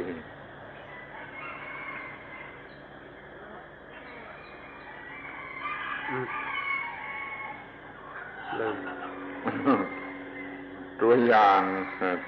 งของการที่จะมีไม่เป็นของเรามันอย่างมีที่ดินมีอะไรโดยกฎหมายก็อย่างหนึ่งโดยความจริงก็อย่างหนึ่ง Some people will listen to this and won't be able to understand. People who are not very intelligent will think that this is just some crazy teaching that doesn't make any sense. They'll go, this is ridiculous. Go to the market and buy something and not even bring it home. To the stupid person, this teaching sounds very stupid. But for those who understand, we see the tremendous wisdom of it. That in purchasing things at the market, it's just like we mentioned with the land. We make the purchase, and so we have the legal right to use something. This is a worldly convention used in society. It has certain practical benefits. But in spite of that legal ownership and right, spiritually, there's no ownership. In truth, there's no way we could ever own that. The legal convention is just pretending. If we understand this spiritually, so there's no attaching as I or mine, then there's no problem. The purchases, whatever it is we buy, cannot create any problems for us. We can buy whatever we need, and none of it will bite us. But if we don't understand this, then all these purchases will bite us and claw us. If we can understand this fact, if we understand it well enough that we no longer attach to things as I and mine, then we will have understood the essence of Buddhism and will be free of all the biting and wounding. ตรงนี้ขอแทรกนอกเรื่องสักหน่อยทำความเข้าใจว่าขอให้มองเห็นให้ชัดว่าทุกศาสนามุ่งหมาย จะให้ดับทุกข์ทั้งนั้นเลยและแม้จะพูดคำพูดที่ต่างกันแต่ก็อาจจะทำความเข้าใจซึ่งกันและกันได้เช่นว่า Christianity จะพูดแต่เรื่องความเชื่ออย่างนี้นั่นมันมองน้อยเกินไปแล้วก็มันสำหรับคนโง่แต่ Christianity ก็มีเรื่องทางสติปัญญาอย่างคำสอนของเซนต์ปอนเนี่ยมันก็มีเรื่องของสติปัญญาสำหรับผู้มีสติปัญญาไม่เพียงแต่ว่าเชื่อนี่เราจะทำความเข้าใจกันระหว่างศาสนาให้มาถึงจุดสูงสุดของความไม่ยึดมั่นถือมั่นเราจะเปิดเซ็นเตอร์ขึ้นที่ตรงโน้นเรียกว่า International ธรรมะ Hermitage จะเพื่อทำความเข้าใจระหว่างศาสนาเดี๋ยวนี้ขอบอกท่านเป็นการล่วงหน้าว่าแม้แต่ Christianity กับพุทธศาสนาก็มีคำสอนที่จะกลมกลืนกันไปได้โดยไม่มีข้อขัดแย้ง At this, excuse us for interrupting a bit. We'd like to point out something very interesting. All religions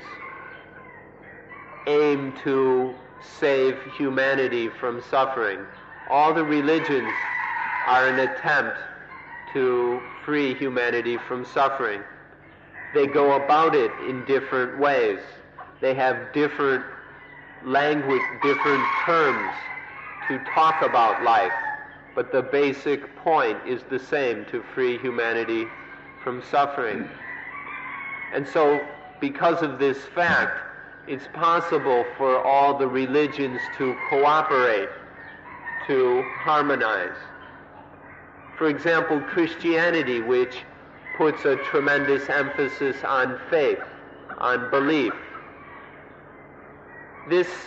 may be somewhat childish. This may be an emphasis primarily for people who are unable to understand things on their own, and so they have to go and believe what others tell them. But although that may be the emphasis of Christianity, still in Christianity there are teachings of the most profound wisdom, such as the teaching of St. Paul that we've been talking about. And so there's no difficulty in Buddhism and Christianity finding this common ground, so that there's no problem in creating harmony between the two religions. There's no need for any conflict or argument between Christianity and Buddhism. This is a point that any real Christian or any true Buddhist should understand and be happy to accept. And for this reason, we're building a place we call the International Dhamma Hermitage. It's across the highway, about 2 kilometers away, and we'll take you there on the last day of the course. And this hermitage, this International Dhamma Hermitage, is being built in order to bring together the different religions so that we can see the points in which we are in harmony, and so we can stop getting in arguments and competition. So we'd like to tell you this a bit in advance, that all the religions are able to harmonize and to avoid all conflict between them and among them. เพียงแต่มีความเชื่อว่าสิ่งทุกสิ่งเป็นของพระเจ้า เป็นของกูไม่ได้เป็นของกูไม่ได้เป็นของพระเจ้าโดยเด็ดขาดนี่ก็เรียกว่าละ attachment ไปได้ตั้งครึ่งหนึ่งแล้วก็ละต่อไปจนหมดได้ให้มันไปสู่จุดสุดท้ายว่าไม่มีอะไรเป็นของกูในที่สุดก็ไม่ต้องการพระเจ้าก็ไม่ต้องเป็นของกูมันก็จะมีจิตใจที่อยู่เหนือ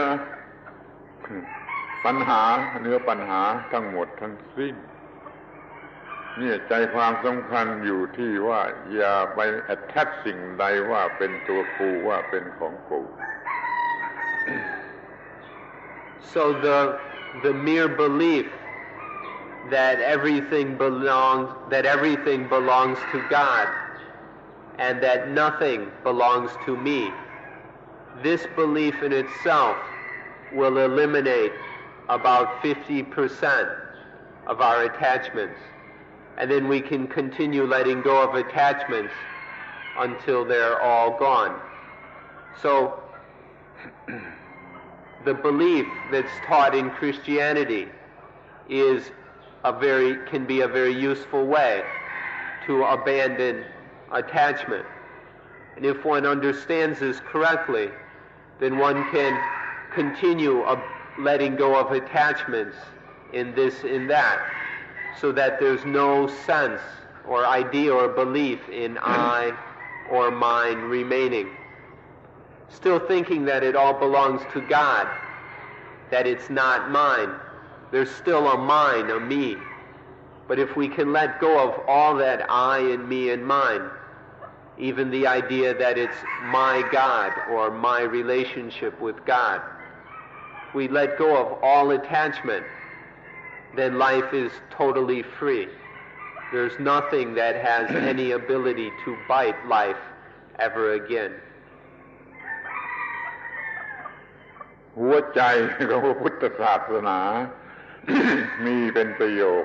สั้นๆว่าสัพเพธัมมานาลังอภินิเวสายะแปลว่าธรรมทั้งปวง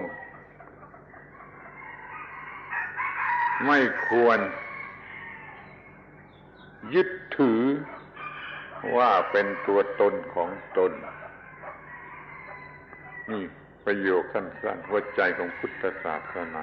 ธรรมทั้งปวงไม่ควรยึดถือว่าเป็นตัวตนของตน The heart of Buddhism can be expressed in one short sentence. Sape Dhammang Nalang Abhinivesaya. All things ought not to be attached to as I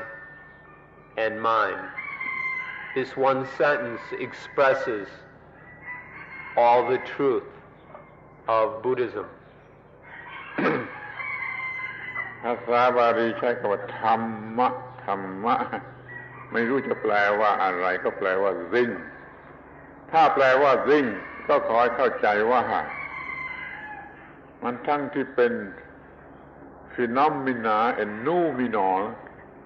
คือธรรมชาติทั้งปวงที่เป็น phenomena and noumenal ซึ่งมันตรงกันข้ามทั้งปวงนี่ไม่ควรจะเข้าไปถือเอาโดยความโง่ว่าเป็นตัวตนหรือเป็นของตน In this sentence, the Buddha used the word Dhamma, which we usually translate as thing. But Dhamma here, or thing, should be understood to include everything in the universe, both things that are phenomena, both including all phenomena, and also the noumenon, things which are conditioned and that which is unconditioned. That means everything, including nibbana, including absolute truth, whatever we want to call it, should not be attached to as I or mine. แต่ถ้าถือตามตัวหนังสือจริงๆริตรานหลีโดยแท้จริงโดยจริงๆแล้วธรรมนี่มันแปลว่าธรรมทั้งปวงอันใครๆไม่แทรกแซงเข้าไปโดยความเป็นเจ้าของ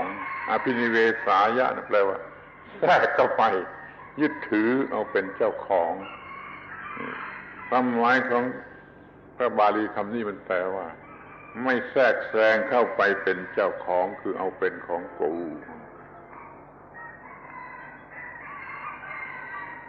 Literally,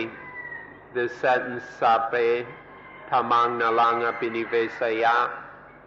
can be translated literally. It means all dhammas, all things whichใครๆไม่ควรไม่ควรที่จะแทรกแซงเข้าไปเป็นเจ้าของ which no one ought to interfere with.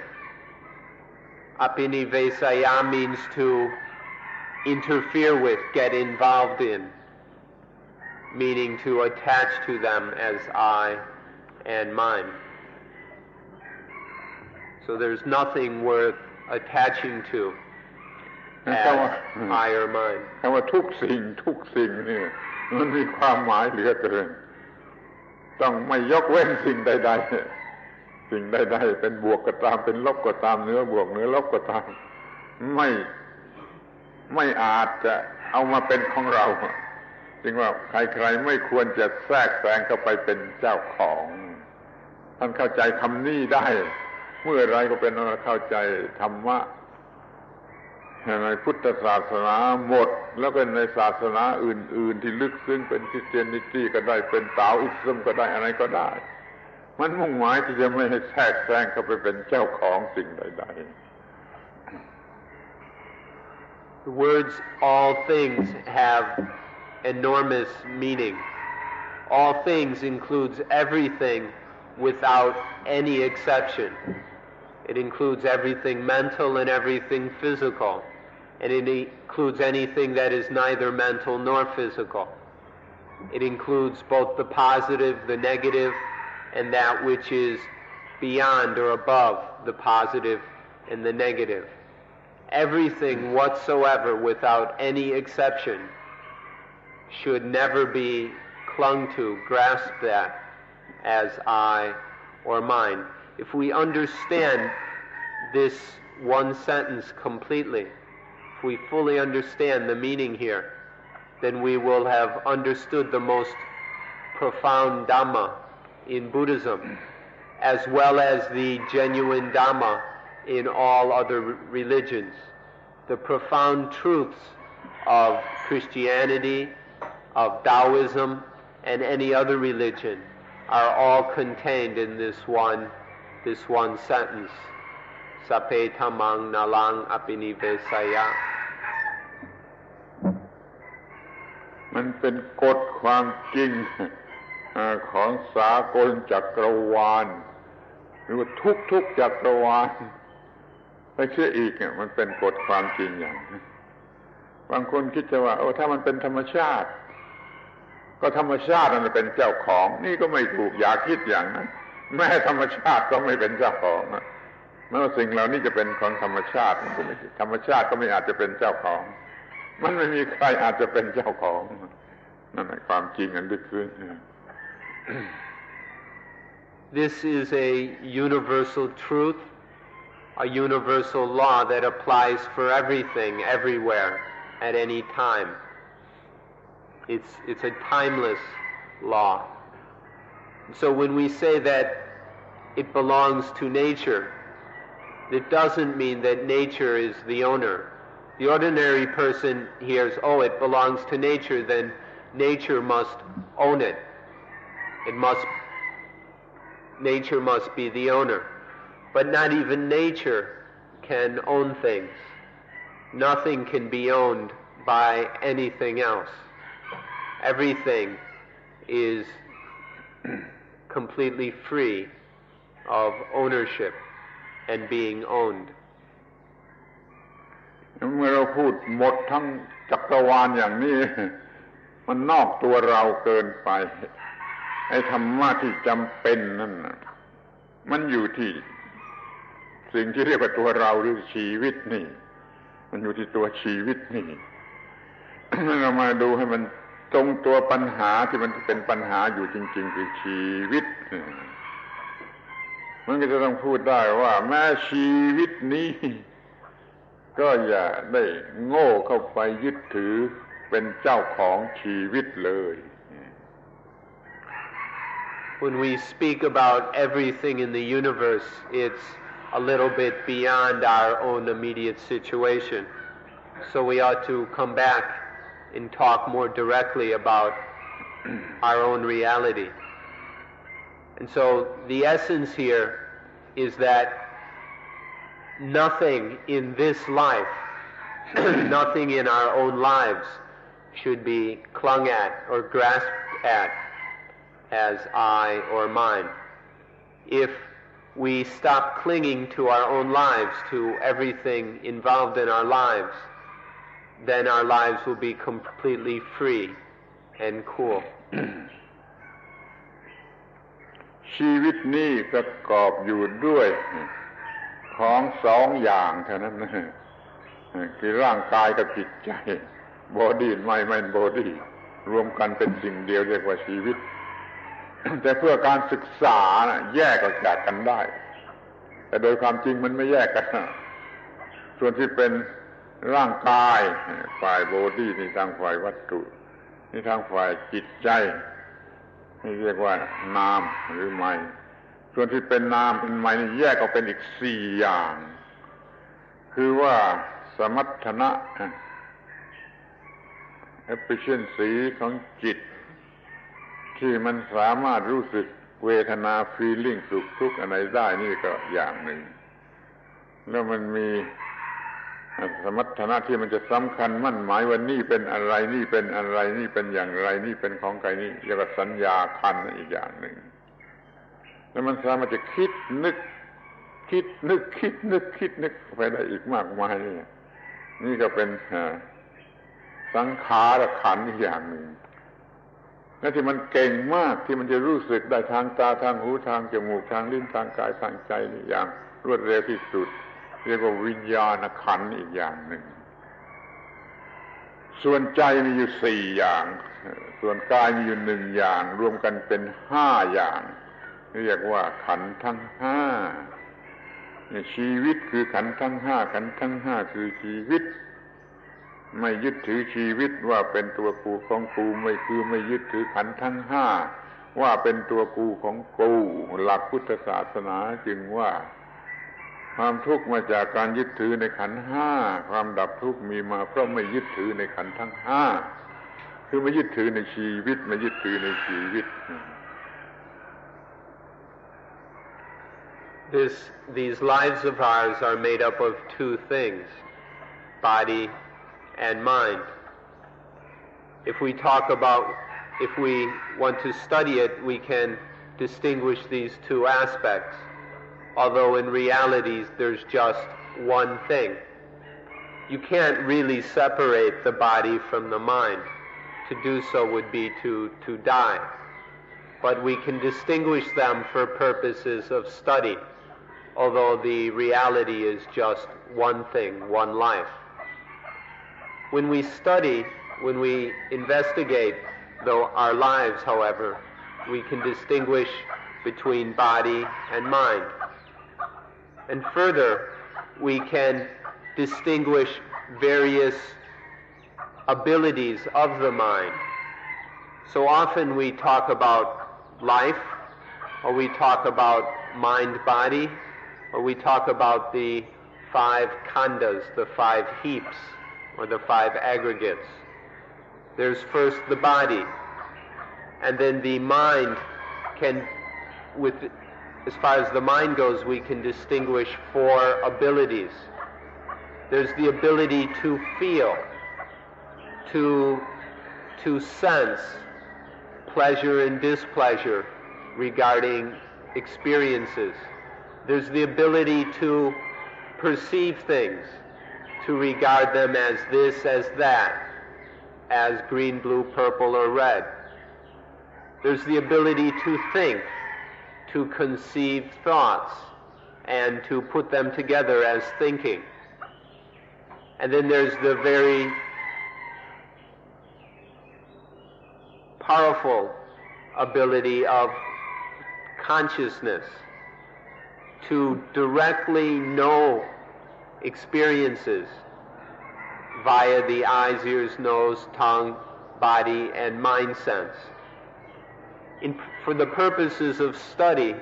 we can distinguish these 5 basic functions or abilities of life: body, feeling, perception, thought,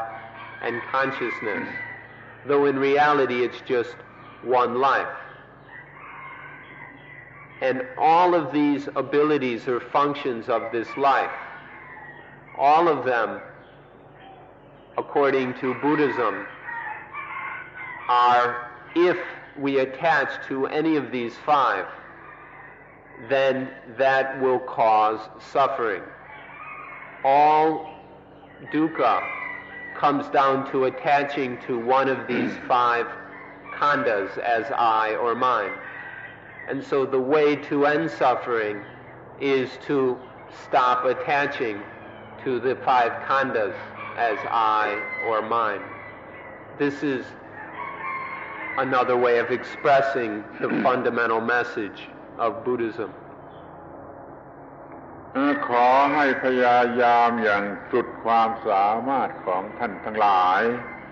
ในการที่จะรู้จักสิ่งที่เรียกว่าขันธ์ทั้ง 5 ขันธ์ทั้ง 5คือจะได้รู้ว่าเดี๋ยวนี้ชีวิตกำลังเป็นรูปขันธ์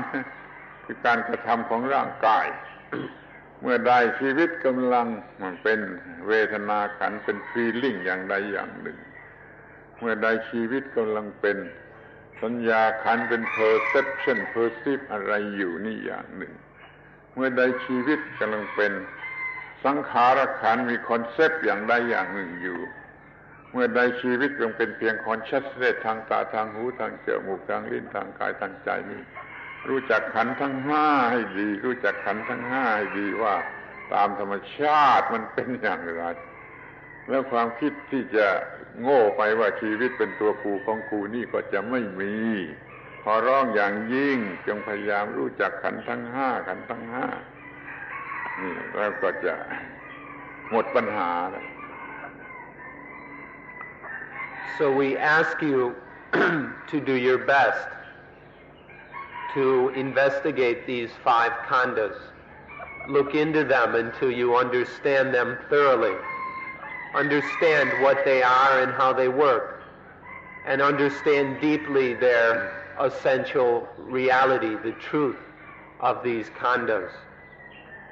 We've got in these lives of ours, we've got this body, and the living in life, the living body is acting, is moving, and this is one function of life. And then when the body is living,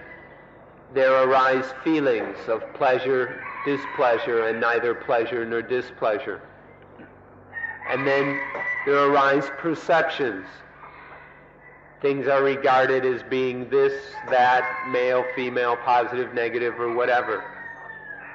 There arise, when the body is living, there arise thoughts, ideas. And when the body is alive, there is consciousness via the eyes, ears, nose, tongue, body, and mind sense. With this living body, there are also these living mental functions or abilities. Altogether, they make up the 5 khandhas. We beg you to investigate them until you understand that none of them should be attached to as I or mine. That clinging to the 5 khandhas is dukkha. That not clinging to the khandhas is the end of all dukkha. สติคือ mindfulness ที่สูงสุด คือการรู้สึกตัวอยู่ว่าเวลานี้ชีวิตมันก็ยังอยู่ในสภาพของรูปขันธ์คือบอดี้ ทางฟิสิกส์เดี๋ยวนี้ชีวิตกำลังอยู่ในรูปของ feeling คือเวทนาขันธ์เดี๋ยวนี้ชีวิตกำลังอยู่ในรูปของสัญญาขันธ์ perception เดี๋ยวนี้ชีวิตกำลังอยู่ในรูปของสังขารขันธ์คอนเซ็ปต์ทั้งหลายเดี๋ยวนี้เป็น consciousness อยู่ในชีวิตรู้อย่างนี้แล้วมันไม่มีทางที่จะเกิดความรู้สึกเป็นตัวกูของกูเรียกว่าปฏิบัติสูงสุดในพระพุทธศาสนาเป็นยอดสุดของสติของสัมปชัญญะของปัญญาแล้วก็เลิกเลยไม่มีความคิดว่าเซลล์ว่าโซลว่าอัตตาว่าอีโก้ว่าอะไรได้ต่อไปนี่ปัญญาถึงขนาดสูงสุดมันเป็นอย่างนี้ The highest mindfulness is to know that right now life is taking the form of the body aggregate. To know that right now life is taking the form of the feeling aggregate. Right now that life is taking the form of the perception aggregate. That right now life is taking the form of the thought aggregate. Or that right now life is taking the form of the consciousness aggregate. The highest mindfulness is to know right at this moment what form, what shape, what function life is fulfilling or taking. To know this from moment to moment is the highest mindfulness. And from this mindfulness we come to understand the reality of life itself. And then we see that there's nothing that can be clung to as I or mine. There's nothing that can be owned. That ownership is impossible. There's nothing that can be the owner, and there's nothing that is able to be possessed. Seeing this is the highest wisdom. And so with the highest mindfulness and the highest wisdom,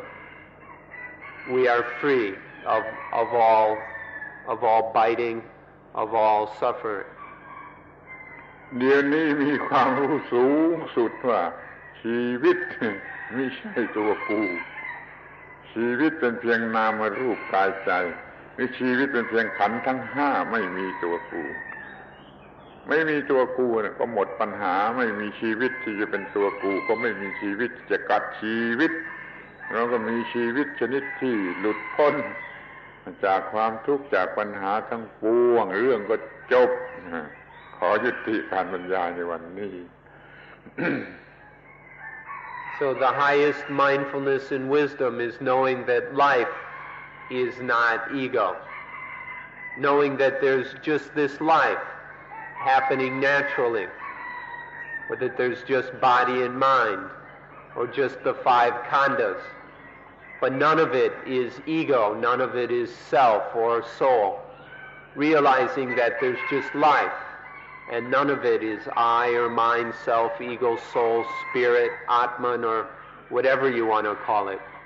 Realizing this, then life is totally free. Life no longer bites. Life can no longer be bitten when there is this highest wisdom. So all suffering is gone. All suffering has been quenched. This is the highest wisdom and the highest realization that a human being can attain. And at this point then, everything is finished. In terms of one is accomplished everything that needs to be accomplished. And so we'll close the meeting at this point. ขอบใจที่เป็นผู้ฟังที่ดีถ้ายังทนได้วันพรุ่งนี้มาพูดกันอีก Thank you for being very good listeners, very patient, and if you can put up with some more, come back tomorrow and we'll have another talk.